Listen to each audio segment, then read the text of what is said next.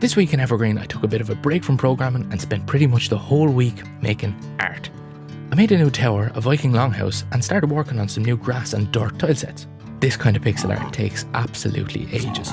But before we get into all of that, there's something pretty big happening with Evergreen. After all of the interest that the game's been getting recently, I've officially started working on the Evergreen Steam page. It's not live just yet, and I'll make a proper announcement once it is, but Evergreen will be available to wishlist on Steam very, very soon. And probably more importantly, I'm also planning to release the first public demo of Evergreen later this year. So sometime late in 2026, you'll actually be able to play the game I've been rambling about for the last 8 months, which is very exciting and absolutely terrifying as well. Anyway, back to drawing tiny buildings. The biggest thing I worked on this week was this tower, and I'm really happy with how it turned out, and I really underestimated my pixel art abilities. It's not something comparable to a professional pixel artist, but for me, who started 8 months ago, it's great progress. One thing I've been trying to improve with Evergreen is having more actual landmarks scattered throughout the world. Not everything you discover needs to give you a nice unlock an ability or progress the story. Sometimes I just want you to be wandering through the world, find something and think, what's this doing here? There's more to this tower than just being a nice piece of scenery, but I'm going to leave that there for now. The other big focus this week was the Viking settlement, which the tower is part of, but more on theme with the Viking settlement. I've started building out the architecture of a property, beginning with the longhouse.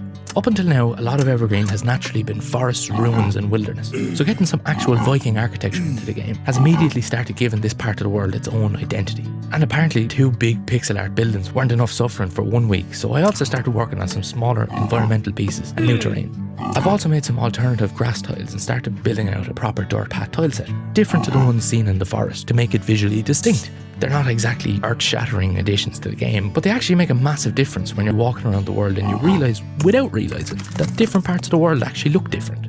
Breaking up those repeated tiles and giving me more ways to shape the paths and clearings just makes everything feel a lot more natural. Anticlimactically, that's pretty much it for this week. 4 pieces of art, an alarming number of hours, and the beginning of Evergreen Steam page. Not every week of game development produces some massive new system, and this week definitely wasn't one of them. But the Viking settlement is starting to actually look like a place now, and the world has another landmark to discover. I'm working towards putting Evergreen somewhere that you'll actually be able to download and play it. I'll have more on the Steam page and the public demo very soon, but for now, I've got an unreasonable amount of pixel art left to draw. So I'll see you next week.